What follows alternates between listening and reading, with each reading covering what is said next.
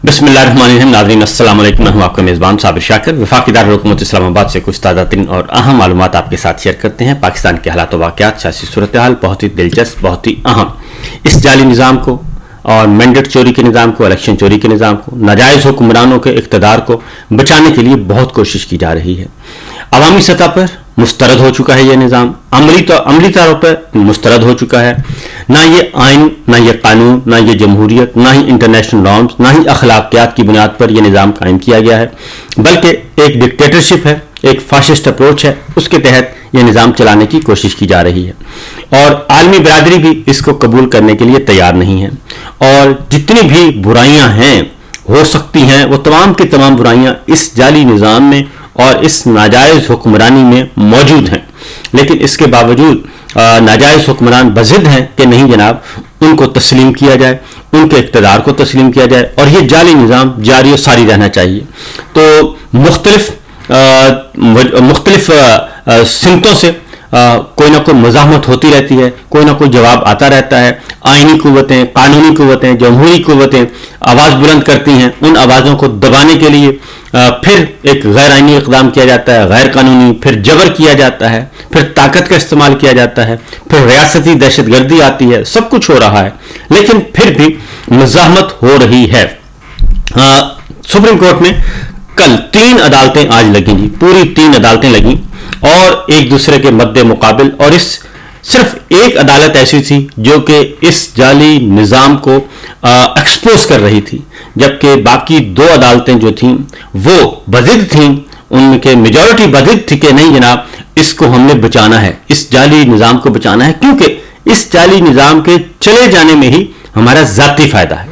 ये सूरत हाल पूरी दुनिया ने देखी। पूरी दुनिया से मुराद है नेशनल और इंटरनेशनल मीडिया ने इसको रिपोर्ट किया। सिचुएशन ये है कि एडिशनल रजिस्ट्रार नजर अब्बास की तौहीन अदालत के खिलाफ अपील थी।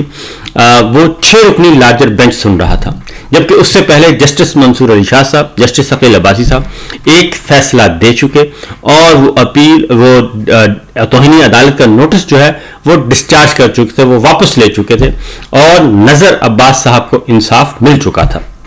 लेकिन उन्होंने जजेस कमेटी में शामिल चीफ जस्टिस याहिया आफरीदी और जस्टिस मंदोखेल और एक और ऑनरेबल जज, तीनों के खिलाफ उन्होंने कहा कि बादिल नजर में जजेस कमेटी ने तौहीन अदालत की है, क्योंकि एक चलते केस को, एक सुप्रीम कोर्ट के ऑर्डर को उन्होंने ड्राइंग रूम में बैठ के इंतजामी हुक्म के जरिए बुलडोज करने की कोशिश की गई है। लिहाजा ये गैर आईनी है, गैर कानूनी है, इसलिए मामला फुल कोर्ट को भेजा जाए।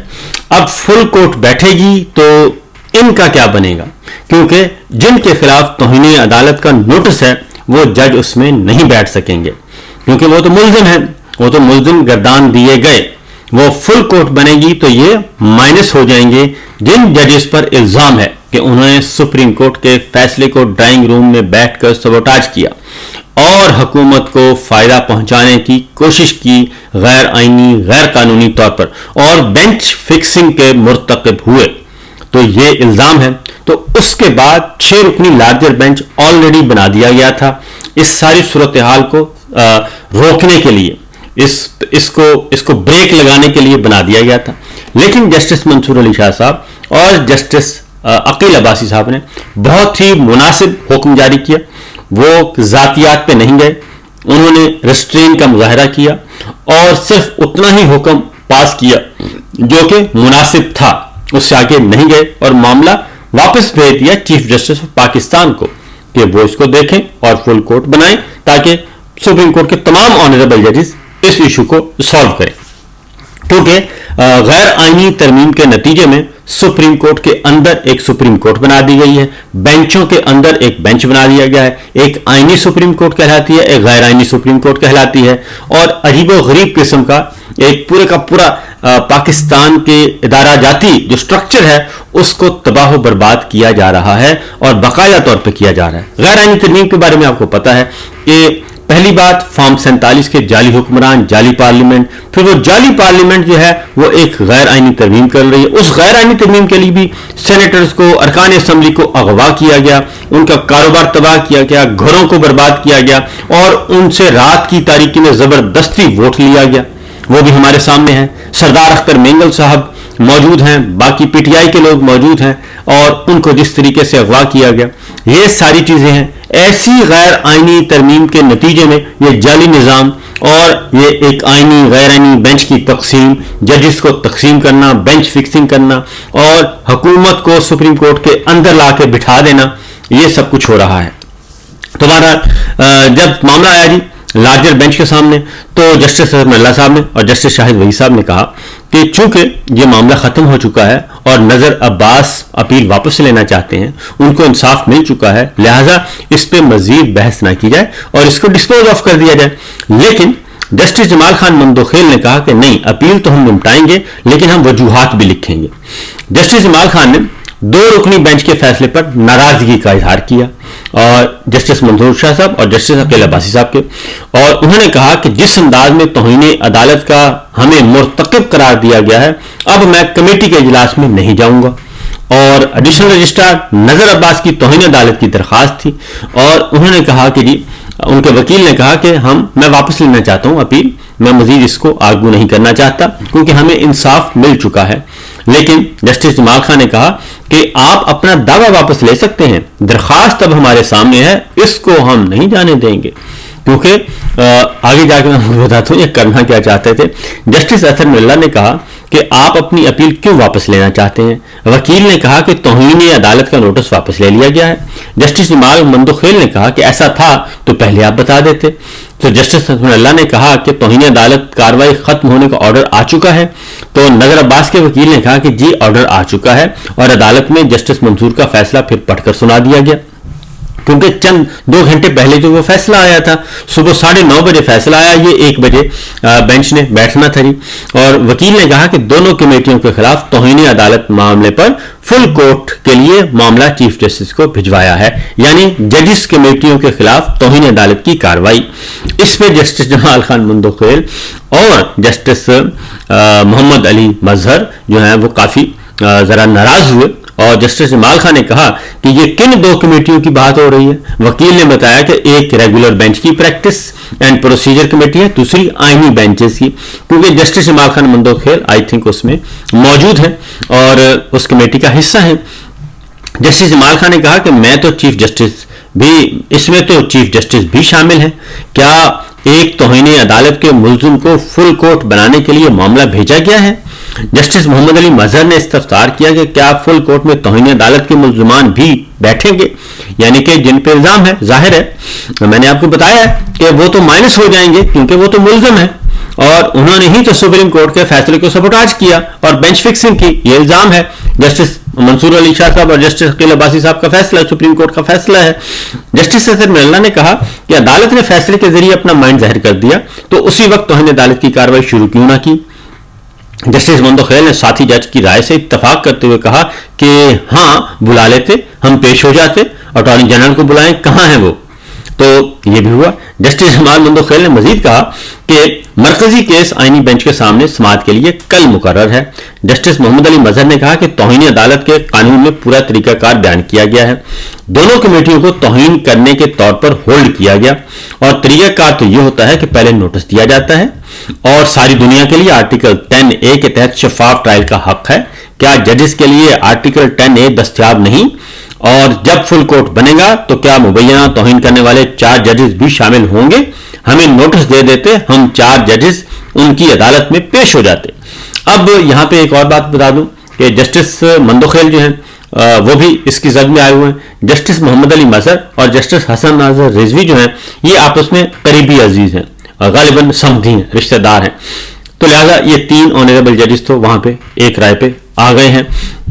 اور جسٹس شاہد وحید نے استفسار کیا کہ کیا انٹرا کورٹ اپیل میں وہ معاملہ جو عدالت کے سامنے ہے ہی نہیں, کیا ہم اسے دیکھ سکتے ہیں, کیونکہ ہمارے سامنے تو ایشو نہیں ہے, اب ہم کیوں ڈسکس کر رہے ہیں ایک ایسا معاملہ جو کہ ہمارے سامنے ہے ہی نہیں, نہ اپیل ہے, ہم تو صرف نذر عباس کی اپیل کے لیے آئے تھے اور وہ اس کو انصاف مل چکا, وہ اپیل واپس لے چکا, لہذا یہ معاملہ اب ختم ہو چکا ہے. جسٹس اطہر اللہ صاحب نے بھی سمجھانے کی کوشش کی کہ یہ غصہ نہ کریں اور اس طرح نہ کریں, ساری دنیا سن رہی ہے ہمیں, تو بہتر ہے کہ इस पे अपील होगी तो उस वक्त देखेंगे। लेकिन justice Mandokhel, justice Rizvi, justice Hasan Azhar ऐसा नहीं चाहते थे और उन्होंने कहा कि जस्टिस मोहम्मद अली मजहर ने इस्तफसार किया कि क्या हम भी फैसले के खिलाफ इंटर कोर्ट अपील दायर करें, उन्होंने पूछा। और जस्टिस शाहिद वहीद ने कहा कि मामला अदालत के सामने है ही नहीं, तो क्या इसे हम देख सकते हैं? ये मामला हम उसी केस के तसलसल में देख रहे हैं। इस मौके पर जस्टिस मंदोखेल ने मुदाखलत करते हुए कहा कि मुनासिब होगा जजेस क्रॉस टॉक ना करें, क्योंकि मामला ही ऐसा था। जब जस्टिस जमाल खान मंदोखेल ने कहा कि हम आइन को फॉलो करेंगे, ऑर्डर को नहीं। अब यहाँ पे वही काजी फायदी से सोच आ गई कि जो फायदा है, काजी फायदा सोच यही है ना जी कि जहां दिल किया आइन को फॉलो कर लिया, जहां दिल किया कानून को फॉलो कर लिया, जहां दिल किया फैसले को फॉलो कर लिया। तो ये कहते हैं कि हम ऑर्डर को फॉलो नहीं करेंगे, हम तो आइन को फॉलो करेंगे। तो आइन तो ये कहता है कि ये गैर आइनी तरमीम है, आइन तो ये कहता है कि ये गैर आइनी बेंच है, आइन तो ये कहता है कि इससे डिफेक्टिव सिस्टम चल रहा है। जस्टिस मोहम्मद अली मजहर ने कहा कि आज वकला के सामने कह रहे थे कि बेंचेस इख्तियारात को भी चैलेंज किया हुआ है। आर्मी एक्ट में तरमीम होते ही मिलिट्री ट्रायल वाला केस आईनी बेंच में आ गया, वो किसने लगाया? जस्टिस हसन रिजवी ने कहा कि 13 जनवरी को पहला ऑर्डर हुआ, इसमें पहला सवाल ही इस एतराज का है और वकील ने अपना मौकफ अपनाया कि इंट्रा कोर्ट अपील इस दरखास्त के खिलाफ थी, वो खत्म हो गई है। जस्टिस तरमल्ला ने कहा कि जो भी हुआ हमारी बदकिस्मती है, अगर ये बेंच कार्रवाई जारी रखना चाहता है तो मैं बेंच से अलग हो जाऊंगा। हमारे सामने इस वक्त कोई केस है ही नहीं और हमारे सामने जो अपील थी वो गैर मुअस्सर हो चुकी है। अगर बेंच कार्रवाई जारी रखना चाहता है तो मैं माजरत करूंगा। जस्टिस तरमल्ला साहब ने कह दिया, उन्होंने कहा कि एक और गैर आइनी इकदाम करने के लिए ये जा रहे हैं और सारे सिस्टम को बुलडोज कर रहे हैं, तो मैं फिर इसमें क्यों बैठूं। अटॉर्नी जनरल को तलब कर लिया। Additional attorney general Aamir Rahman अदालत में आ गए और उन्होंने कहा कि अटॉर्नी जनरल किसी इजलास में गए हुए हैं। जमाल खान मंदोखेल ने इस्तफसार किया कि आपका इस सारे मामले पर क्या मौकफ है। जस्टिस तरमल्ला ने कहा कि एक मसला यह है कि फैसला हमारे सामने चैलेंज ही नहीं हुआ, हम तब ही उसका जायजा ले सकते हैं जब चैलेंज होगा। जस्टिस शाहिद वहीद ने कहा कि अगर फैसले पर सो मोटो लेना है तो इसका इख्तियार आईनी बेंच के पास है। जस्टिस मुशर्रत हिलाली ने इस्तफसार किया, खुदा न खास्ता इस वक्त हम सब भी तौहीन अदालत तो नहीं कर रहे। और जस्टिस जमाल खान मंदोखेल ने कहा कि अब यह फैसला अदालती प्रॉपर्टी है, एक बार इस सारे मामले को देख लेते हैं, रोज का तमाशा लगा हुआ है, यह तमाशा तो खत्म हो, देख लेते हैं ये तौहीन अदालत की कार्रवाई शुरू कैसे हुई, देख लेते हैं क्या कमेटियों के फैसले इस बेंच के सामने चैलेंज हुए थे।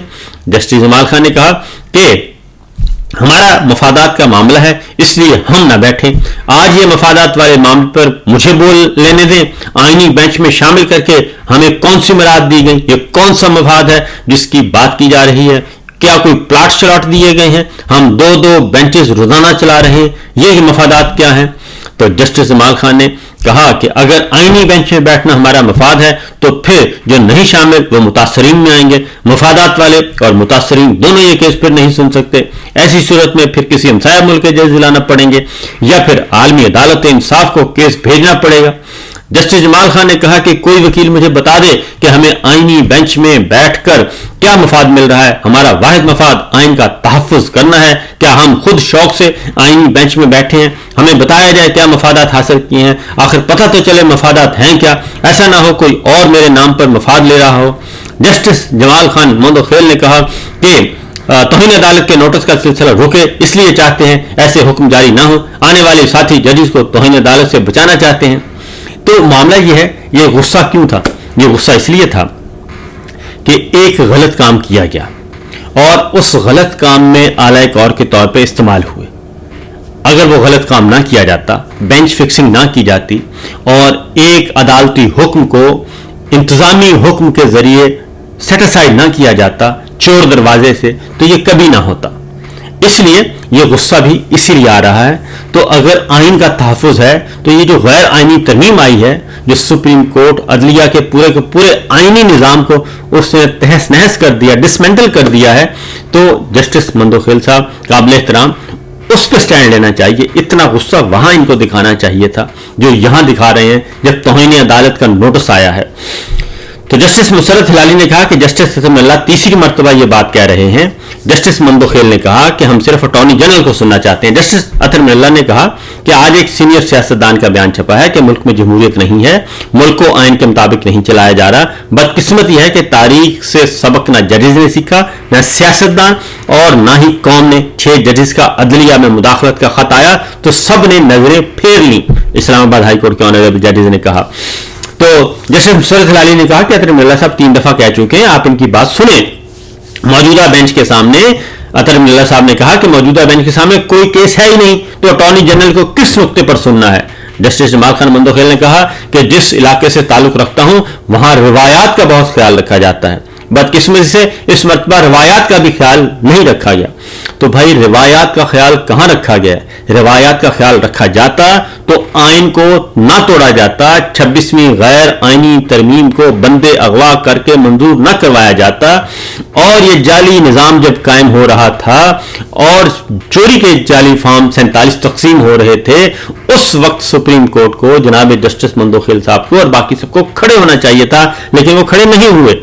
اس لیے اس پہ غصہ بنتا نہیں ہے. اور جسٹس اطہر اللہ صاحب نے کہا کہ شاہد جمیل سے افتراء کیا کہ آپ نے 2 رکنی بینچ میں فل کورٹ کی سزا کی تھی. وکیل نے کہا کہ اس بینچ میں بھی استدعا کر رہا ہوں کہ فل کورٹ ہی اس مسئلے کو حل کرے. جسٹس اطہر اللہ نے ریمارکس دیے کہ اگر ہم آرڈر کریں اور فل کورٹ نہ بنے تو ایک اور توہین عدالت شروع ہو جائے گی. اب کیس کل آئینی بینچ کے سامنے مقرر ہے, آئینی بینچ کا کیس کو لے گا تو آئینی بینچ توہین عدالت کا نوٹس جاری کرے گا, پھر کیا ہوگا. بہرحال اس کو نمٹا دیا اور ان کا وجوہات رکھیں گے. تو صورتحال یہ ہے, اصل غصہ کیا ہے؟ اصل غصہ یہ ہے کہ عدلیہ پر قبضہ کرنے کی جو کوشش تھی اور اس جعلی نظام کو بچانے کی بذریعہ عدلیہ, آئینی غیر آئینی بینچ بنا کے جو بذریعہ عدلیہ کوشش کی جا رہی تھی, اس کوشش کو ایک بریک لگی ہے. فی الوقت اتنا ہی, باقی خبریں انشاءاللہ اگلے ولاگ میں. اجازت دیجیے, اللہ حافظ.